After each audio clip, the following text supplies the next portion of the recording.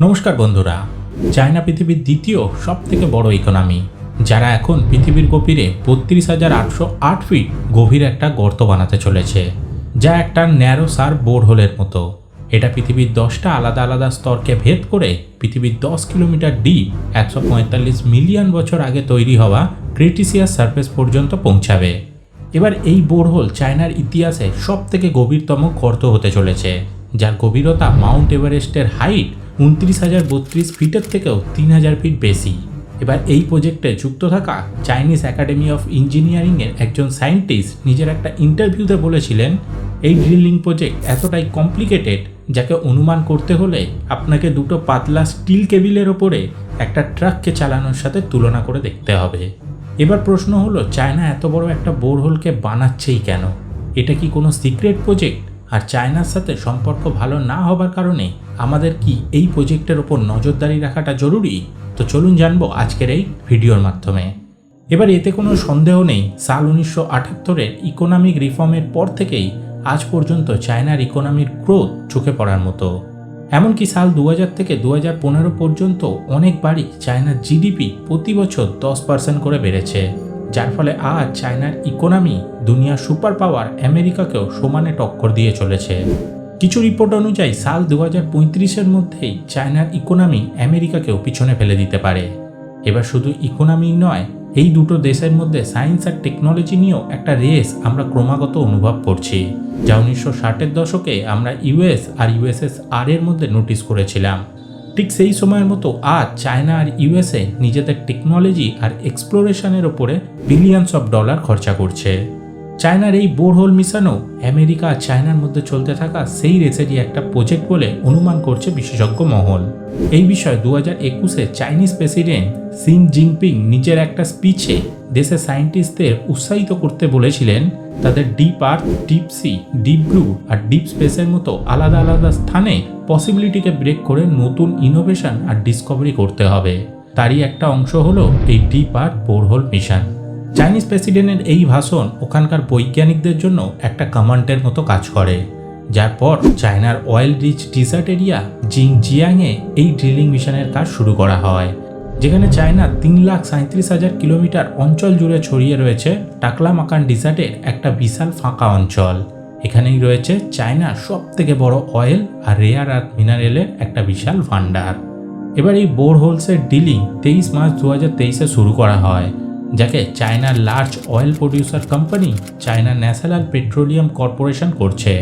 Media report অনুযায়ী এই প্রজেক্টের জন্য চাইনিজ বৈজ্ঞানিকরা একটা বিশেষ ধরনের ন্যারো সার্ভ ডিজাইনকে তৈরি করেছে, যা কেবল 457 দিনেই পৃথিবীর 4টে আলাদা আলাদা স্তরকে ভেদ করে 10,000 মিটার নিচে ক্রিটিসিয়াস সারফেস পর্যন্ত পৌঁছে যাবে।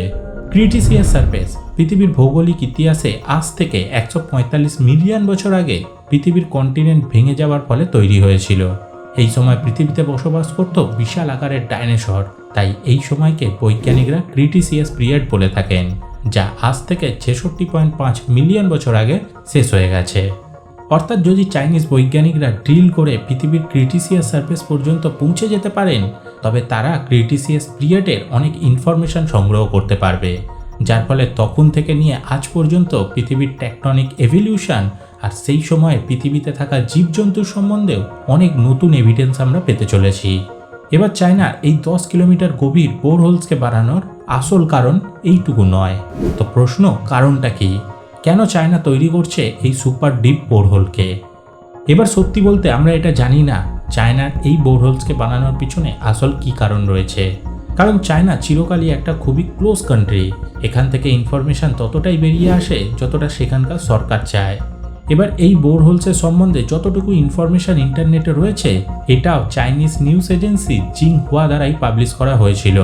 এবার যতটা আমরা তাদের আর্টিকেল দেখে বুঝলাম, সেটা অনুযায়ী চাইনিজ বৈজ্ঞানিকরা এই 10 কিলোমিটার বোরহোলসকে বানাচ্ছে পৃথিবীর ইন্টারনাল স্ট্রাকচার আর ডিফারেন্ট লেয়ারের ইনফরমেশনকে বোঝার জন্য।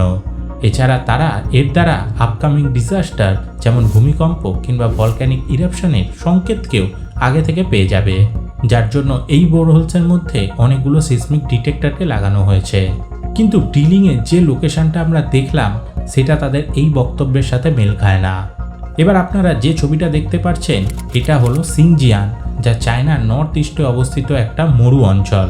এখানেই এই ড্রিলিং প্রজেক্ট করা হচ্ছে। আর ইন্টারেস্টিংলি এই অঞ্চলেই রয়েছে চায়নার সব থেকে বেশি রিসোর্সেস, যেখানে লার্জ অয়েল রিজার্ভ থেকে শুরু করে রেয়ার আর্থ এলিমেন্ট পর্যন্ত পাওয়া যায়। আর এখনকার সময় রেয়ার আর্থ এলিমেন্ট যেমন ইট্রিয়াম, ল্যাংথানাম, নিওডিয়াম আর সিরিয়াম সোনার থেকেও অনেক বেশি দামি, যা কোনো দেশের অর্থনীতিকে নাড়িয়ে দিতে পারে। এইগুলোর দ্বারাই আজ আমাদের সমস্ত টেকনোলজি যেমন মোবাইল, ক্যামেরা, ব্যাটারি ইত্যাদি তৈরি করা হয়। তাই এটাই এখন বিশ্বকে ভাবাচ্ছে। কোথাও কি এই ড্রিলিংয়ের পিছনে পৃথিবীর ক্রাস্ট থেকে রিসোর্সেসকে বার করা কিংবা তার উপরে গবেষণা করাও হতে পারে। এছাড়াও এখানে একটা বিশাল ওয়াটার রিজার্ভও থাকার সম্ভাবনা রয়েছে, যা চায়নার জন্য এখন খুবই গুরুত্বপূর্ণ।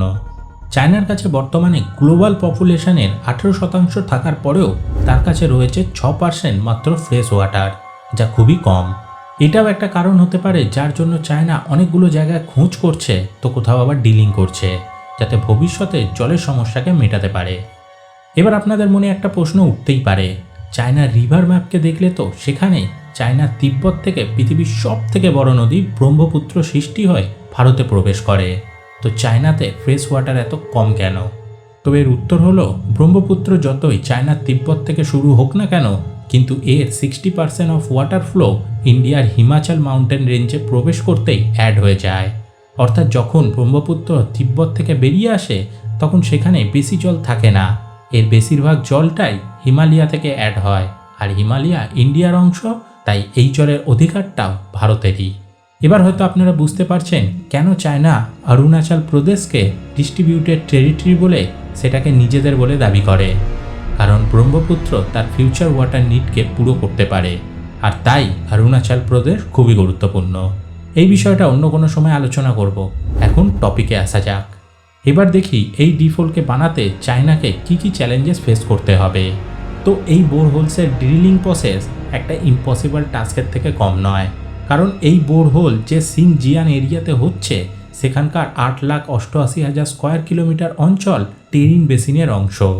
আজ থেকে কয়েক লাখ বছর আগে এখানে অনেক জীবজন্তু বসবাস করত, যারা এই অঞ্চল থেকে প্রবাহিত হওয়া সেই সময়ের সব থেকে বড় নদী টেরিম রিভারের ওপরই নির্ভরশীল ছিল। কন্টিনেন্ট ব্রেক হওয়া আর মার্চ হওয়ার কারণে এই অঞ্চল আজ একেবারে বদলে গেছে। তৈরি হয়েছে কয়েক লাখ কিলোমিটারের একটা মোটা ক্রাস্ট। অতীতে ঘটা এই কন্টিনেন্টাল ডিপ্রেশনের কারণে আজ চায়নার এই অঞ্চল এখন পৃথিবীর সেই সব দেশের মধ্যে পড়ে যেখানে সব থেকে ভারী মাত্রার অয়েল আর গ্যাস রিজার্ভ রয়েছে। এই অঞ্চলের এই ইতিহাসের কারণে এখানে রিসার্চও হয় অত্যাধিক মাত্রায়। এবার এত অয়েল আর গ্যাসের উপস্থিতিতে ড্রিলিং করা খুবই একটা মুশকিল টাস্ক। একটা ভুল ফিকশন একটা অনেক বড় বিপদ ডেকে আনতে পারে। এছাড়া পৃথিবীর ক্রাস্টে কয়েক কিলোমিটার ড্রিল করা কতটা যে মুশকিল সেটা আমরা ইতিহাসেও আগে দেখেছি। যেমন নর্থ ইস্ট রাশিয়াতে অবস্থিত কোলা সুপারডিপ বোরহোল, যা এখনও পর্যন্ত মানুষের দ্বারা তৈরি সব থেকে গভীর একটা বোরহোলস, যার গভীরতা 12,262 মিটার, অর্থাৎ 12.2 কিলোমিটার। অর্থাৎ চায়নার বোরহোলসের থেকেও 2.2 কিলোমিটার বেশি গভীর। একে ড্রিল করতে রাশিয়ার 20 বছর সময় লেগেছিল। এই বোরহোলসের কাজ শুরু হয় ইউএসএসআর এর সময়, যখন 1999-তে আমেরিকা আর ইউএসএসআর এর মধ্যে চলছিল কোল্ড ওয়্যার।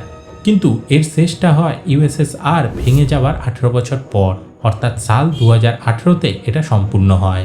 এবার সম্পূর্ণ হয়েছে বলাটা একেবারে ঠিক নয়, কারণ এটা একটা বিতর্কিত বিষয়। কারণ যে সময় ইউএসএসআর ভেঙে যায়, রাশিয়া এক প্রকার নিরুপায় হয়ে এই ড্রিলিংকে বন্ধ করে দেয়। কারণ 12 কিলোমিটার পর্যন্ত পৌঁছে পৃথিবীর ক্রাস্টে তৈরি হওয়া প্রেসার আর হিট, যা ছিল 180 ডিগ্রি সেলসিয়াস, তাতে আমাদের ড্রিলিং মেশিন সার্ভাইভই করতে পারছিল না, যার ফলে একদিক থেকে নিরুপায় হয়ে এই প্রসেসকে বন্ধ করে দেওয়া হয়েছিল। সহজভাবে বললে চায়নার এই 10 কিলোমিটারের ড্রিলিং প্রজেক্ট অনেকই হার্ড হতে চলেছে। আর চায়নার প্ল্যান তো রয়েছে তারা এই গোটা প্রসেসকে মাত্র 457 দিন অর্থাৎ 1.5 বছরে পুরো করে ফেলবে, যা এখনকার সময় দাঁড়িয়ে একটা খুবই বড় টার্গেট বলে মনে করা হচ্ছে। এবার চায়না এই টার্গেট পুরো করতে পারে কি না সেটা তো আমাদের সময় বলবে, কিন্তু আপনি জানাতে পারেন কেমন লাগলো এই ভিডিওটা জাস্ট একটা কমেন্ট করে। ভিডিওটা ভালো লাগলে একটা লাইক করুন, কন্টেন্ট ভালো লাগলে নতুন চ্যানেল একটু সাপোর্ট করুন। যদি দেখতে চান পৃথিবীর সব থেকে ক্ষমতাশালী পরিবার কোনটা, তবে এই ভিডিওটা দেখুন। Thanks for watching.